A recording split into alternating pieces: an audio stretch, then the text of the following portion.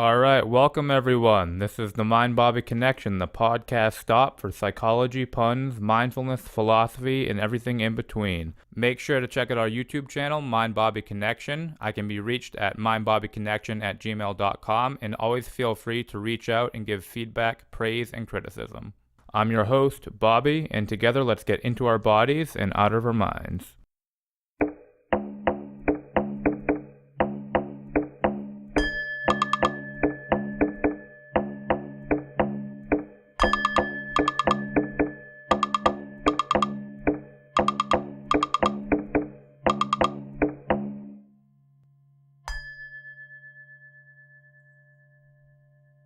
All right, thank you everyone for tuning in. I'm very excited to say this is our first podcast release. This one's with a close friend since about 5th grade, Andrew Frost. He's a software engineer and pursuing a master's degree with a focus on machine learning, and we're discussing what learning actually is, how artificial intelligence learns, and what the implications of that might be for our future. So, welcome Andrew Frost, also known as Frosty. My name is Andrew Frost. I have a bachelor's in computer science, and I'm finishing up my graduate degree in computer science, and the focus of my degree has been in AI. And you have a focus on machine learning, right? Yeah, that's mainly. So if you were to break AI into kind of 3 categories, you have biological simulation, which is kind of the historical version of AI. Then you have modern machine learning, deep learning, categories like that. And anytime someone says AI nowadays, they're typically referring to that. And then there's like a third category that's an applied mathematics kind of AI, which I did a little bit. I didn't do any of the biological stuff. But the mathematics portion is more like game theory. It's making AIs for chess and for Connect 4 or whatever, things like that, where it's not really learning, more as just trying to traverse a lot of nodes and find optimal solutions. When you say that it's learning, how is that looked at from a computer science perspective? So there's a couple, most of the things that I do are supervised learning, where you start with a data set that you have already solved. So maybe you have a data set that's pictures of cars, and the color of the car is what you want to classify. So you have a bunch of pictures of cars, and you'll have categories of color like red, blue, green, black, white. Let's say you have 5 categories. So at first, it's going to just randomly guess what the color is, and it's going to probably get it wrong. If it gets it wrong, it figures out how far off it was, why it was wrong, and it will adjust the nodes inside the network, which we can talk about a little later. But it will kind of adjust the model that it's working off of. Then it'll go to the next data entry in your training set, and it'll do the same thing over and over again, until in your entire training set it has adjusted its model. Then you'll give it something new that you may not know the answer to, and you'll have it work off of that. And you can benchmark how accurate its predictions are with the training set. You can give it another training set and don't have it adjust the model and see what percentage it got right, so that you can say how confidently new data will come in. And that's machine learning. So it's learning from a trained, marked data set. So I already labeled the data set. That's why you can benchmark it. And then unsupervised machine learning, there's things like clustering and things like that, where you don't have the classification initially, and you kind of trust it to make the right decisions. Where does that veer off? Where does that learning veer off from what the people programming it know and what's actually being input? So when is there a point when you think of a AI learning on its own or learning independently? Unsupervised machine learning is kind of that independent learning in a way. Things like if you didn't yourself know, you're like, oh, like, I don't know how many categories this data set has, and then you cluster it and it can make 5 clusters, then the benchmark would be how close together those clusters are. And it's basically just graphing the data in an interesting way with and seeing how close they are on the graph. And it can be many dimensions. I feel like when you go into detail and try to explain these things, it must be difficult to convey it to me or someone who's more of a lay person and kind of get the specifics down, because I know that I like to think of it very abstractly, and when I start thinking about how AI is learning, the model that I have is very simplistic. So I think that so unsupervised learning isn't something I really studied a lot of. I did very little of it. Supervised machine learning was what I mainly focused on. And more specifically, it was neural networks, which initially was that biological simulation where they wanted to see if computers could make decisions and behave like human beings. And then eventually neural networks evolved where that wasn't the main goal. It was more of trying to take abstract data and make decisions based on those and classify huge amounts of data that humans couldn't go through because it's just too much or it's too high dimensional. Lots and lots of data points, attributes per data point, where a human wouldn't want to look through all that. For neural networks, I think I could probably explain them better. I think that would give you an understanding of machine learning. So a neural network, the most basic way to explain it is that a network in computer science is nodes and edges. So inside a node is a number. The edge represents what you will multiply that number by to get the next node. So your starting nodes are just going to be your data set. Your data set, like one entry in your data set, is going to be the nodes all the way to the left in the network. And then when I talk about the model that it's going to update to fit the data set when it's training, those edges, those numbers that we multiply to get the next node, that's the model. So when it goes and it says, I was wrong by this much, when it goes back to edit the model, it's modifying those edges. So what you do is you change the weight of each edge, or how much, essentially the edge tells you how much that node is going to affect the next node. So it also helps you kind of trim down things that aren't super important to the eventual decision. And then it also helps you find attributes that are going to be a huge impact on the eventual classification. Inside each node is what they call an activation unit. We don't want the numbers to get really, really big because we keep multiplying them. A node has many edges connected to it. So there are many other nodes that go into a single node. So that node could have a very high value. Once you do all those multiplications, add all those values together. So what we do is we use activation units. Those nodes are then normalized with those different activation units so that the numbers don't explode at the end. And then at the very far right of the network are, so let's say in the car example, there were 5 classifications. I gave 5 colors. So at the very far end of the network is going to be 5 nodes where the network's going to end. And each of those nodes will represent the class it's going to be in. So when you finally get to the end of the network, maybe it's like 0.6, 0.2, 0.200. So that would say, let's say the first category was red. It's 60% sure it's red. And then the one below it's green, it's 20% sure it's green, it's 20% sure it's blue, and it's 0% it knows it's not white or black. And then depending on what the eventual classification of it was, if it did end up being red, it would reinforce that model. And it would also adjust the weights, like, oh, why did I think it might have been blue or green? And it would change those weights. Is it generally improving incrementally? Like it's 60% certain and then it's 65 and 70, or does it go 60 and then it drops and then it reorganizes? So that's an interesting question that actually goes into other things. So there's this idea of overfitting, where if you'll sometimes train on a data set multiple times. You won't iterate over the training set once. You'll iterate over the same training set maybe 100 times. But you can overfit to your training data. So you can get really high predictive accuracy. You can make a network that predicts your training data really, really well because it's really fit for it. And then when it gets a new data point, it kind of overfit to the training data and it doesn't get it right. So there's this mixture of how to train your data and get it robust without overfitting to the training data. And in regards to how quickly it learns, it's exponential. So at first it's terrible and it makes these big leaps, which also I guess depends. If you gave it a training set that was like all reds at first, it would be really good at detecting red cars, but then anything else would throw it off. So you want a good mixture. You want to go like red, green, blue, red, green, But assuming that you did that, you had a good variety in your training set and they weren't one after another, it would improve exponentially and then it would eventually level off and converge to some value. So it gets you get diminishing returns as you start iterating over it more and more, but you also increase the risk of overfitting. But even after like 10 iterations, you can get decent performance, and then 100 iterations only gives you a little bit more. Would it be correct to say that trying to prevent it from overfitting is allowing it to be more malleable?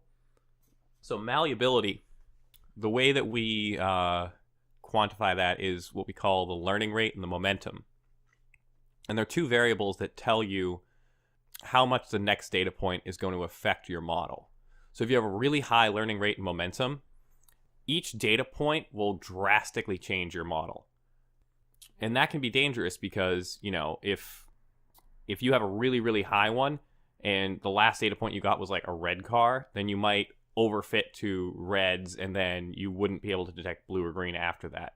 Too low of a learning rate and momentum, and the training data won't change your model enough to actually converge to a good value or good predictive accuracy. So you're always trying to mediate those two. Yeah, and there's a fair amount of research that's gone into that, and there's a lot of good data sets out there for you to benchmark your neural networks. And people have gone and said, oh, well, these were my learning rate and momentum values, and I was able to get this predictive accuracy, and you can kind of benchmark and say, oh, okay, well, I was way off. You can benchmark it against known data sets beforehand to say, okay, this model does work. And then when you train it on a new data set that people haven't worked with, you can kind of back it up by saying, well, it got very good predictive accuracy on this known data set. How fast do you see AI expanding? I hear a lot of people talk about self-driving cars being well within our lifetime, and concerns even past that of artificial intelligence being indistinguishable from people. So how is it usually on the brink where there's a breakthrough and the community is kind of like, where'd that come from? Or is it sometimes predictable? Or what do you see the progress looking like in the future? So it's a really big question. Yeah, that was like I got to break it down. Let's go back to neural networks. Because neural networks are like a huge buzzword right now. Everyone's talking about them. All the big like when people say deep learning, these are neural networks, probably convolutional neural networks that have many, many layers of nodes, which they call hidden layers.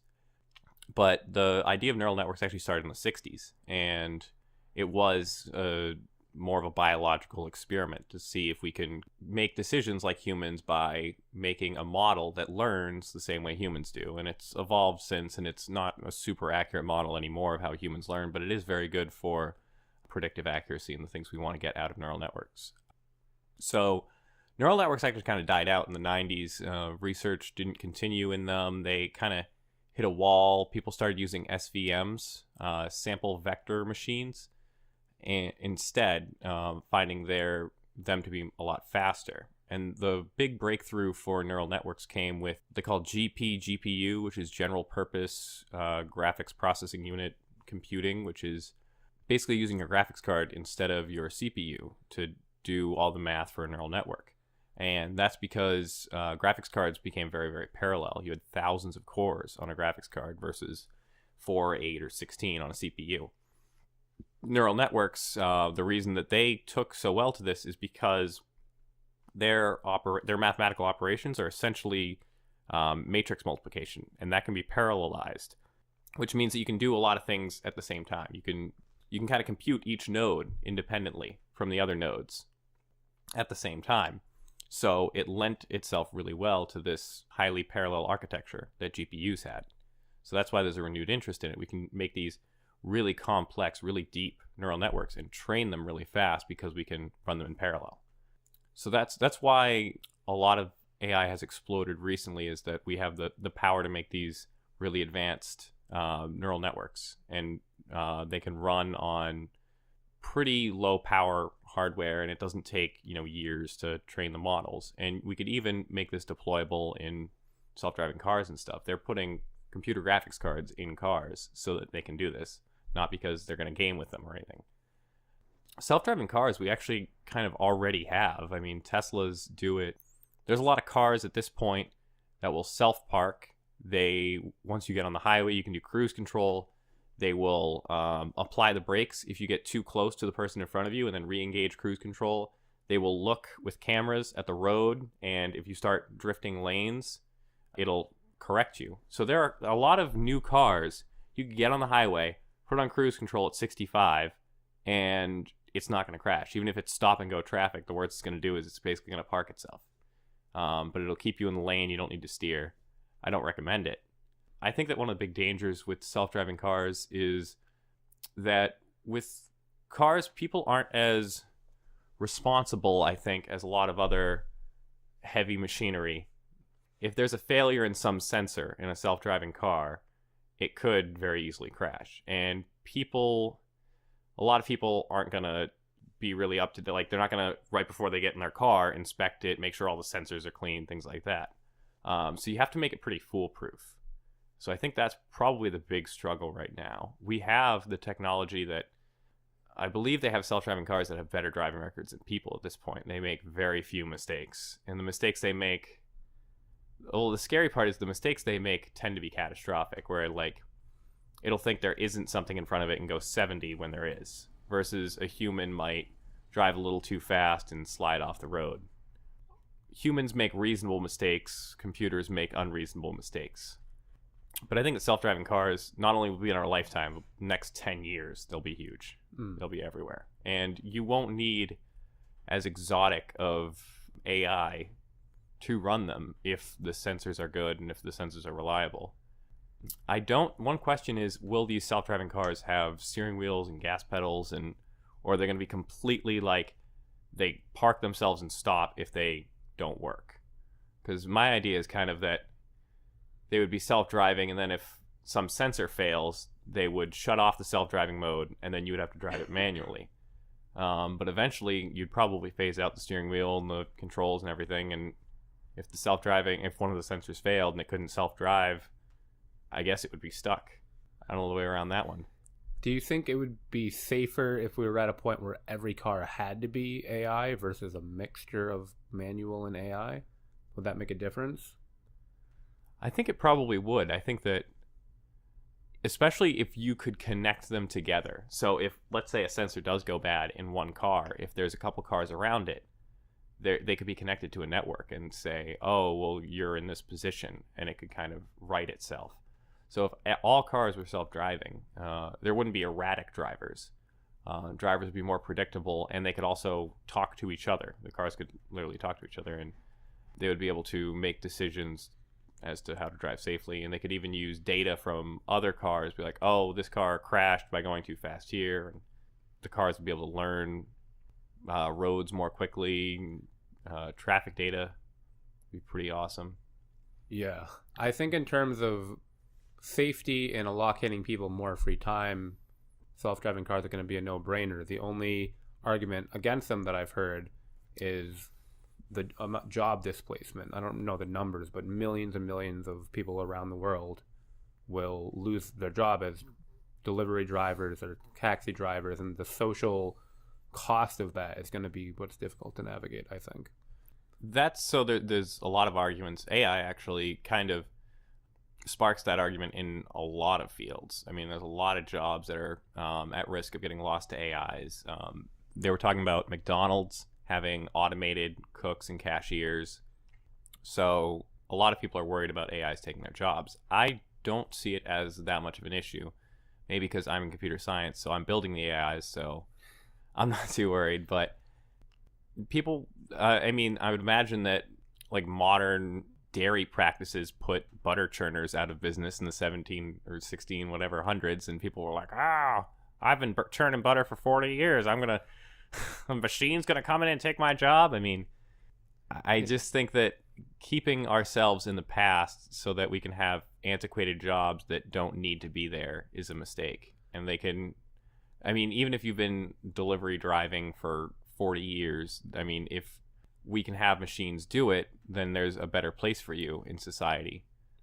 I'd think, too, that as AI and technology improves, then our capacity to produce will improve as well. We become more efficient, we'll have more wealth, and the jobs that will open up will be jobs that are more intellectually and socially fulfilling, because there'll be more demand for people to do jobs that only humans can do.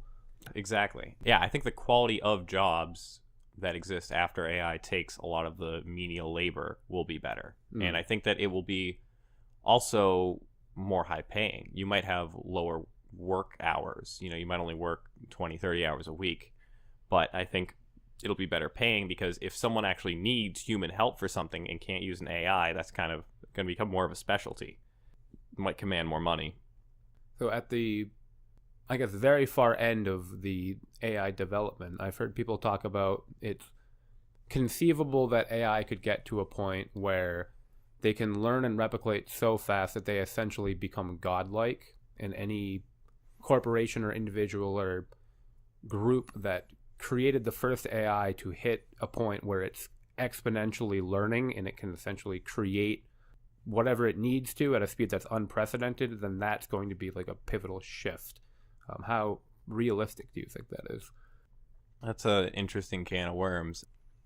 I think that AI will be a huge turning point for humanity. I think that the civilization that develops AI that can make difficult decisions, make them quickly, make them all across the country, improve infrastructure, almost like an AI president, but even more low level and like controlling municipalities and things like that, but not necessarily governing them, but more making things more efficient, you know, looking at budgets, looking at economics, and looking at, you know, how to change things. I think that will be big.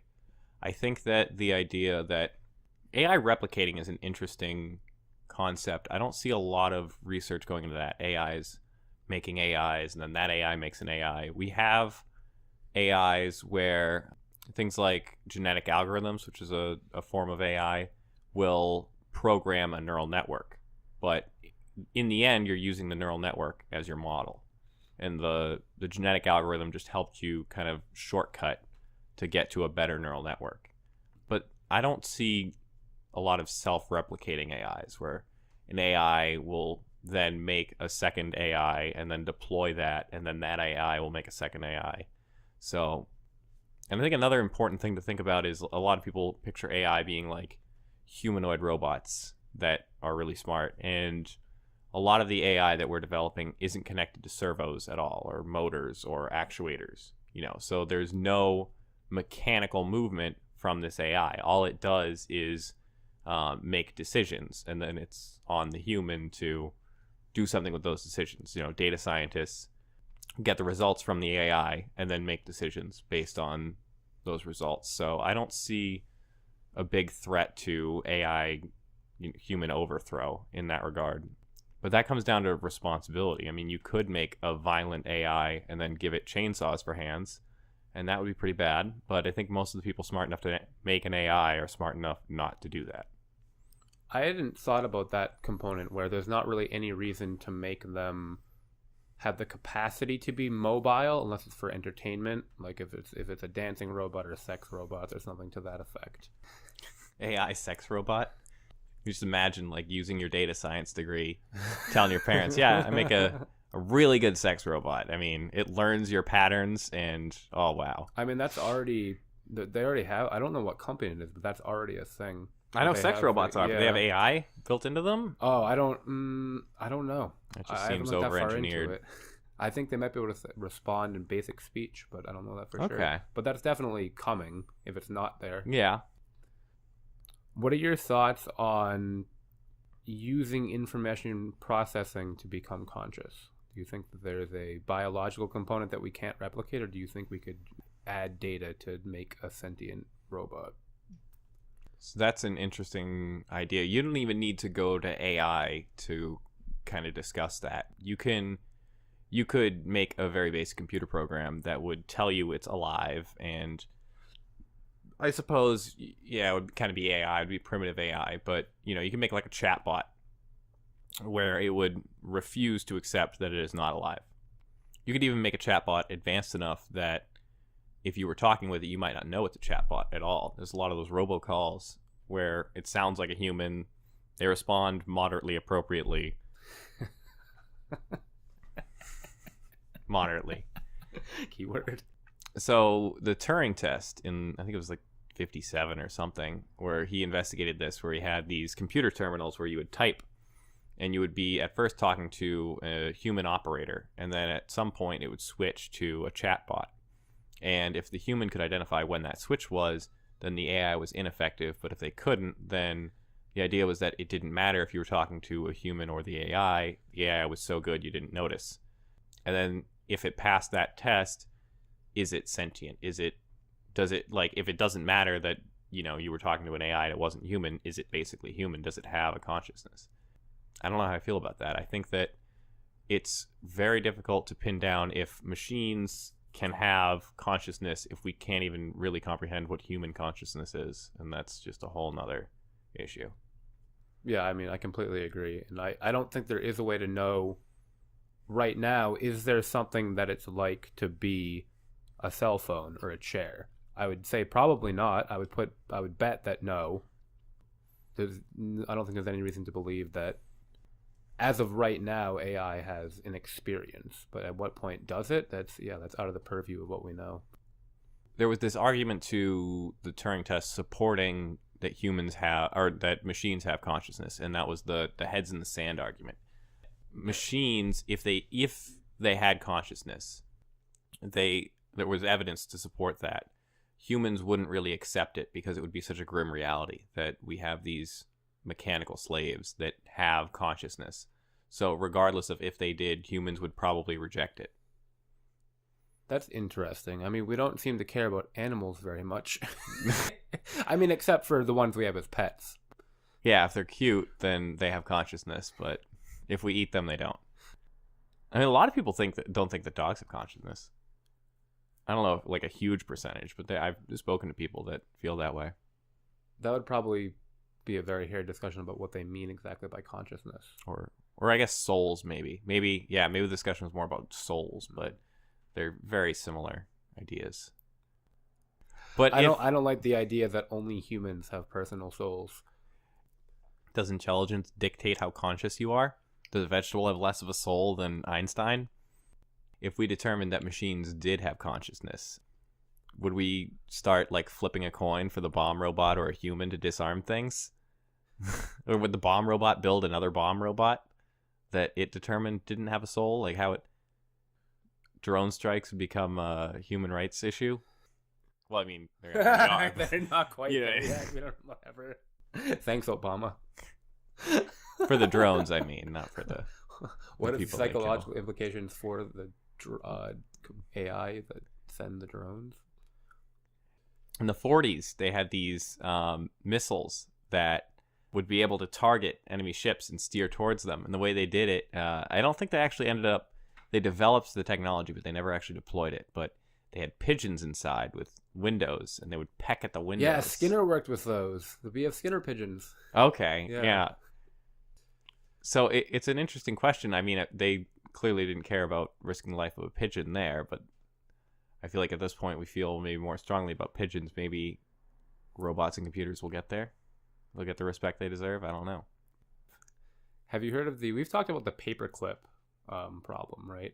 Where if you program an AI to make paperclips as efficiently as possible, it'll take all matter in the universe and make it into paperclips. I think the shape of the paperclip would change too. You have I think it would make a paperclip that just barely had enough metal to hold two pieces of paper together, not more. And then it would make as many paperclips like that as possible. Should we be scared of paperclip AI monsters? I think that fear is as equally rational as chainsaw nuclear android overthrow AIs. I think that is as ludicrous as paperclip AI.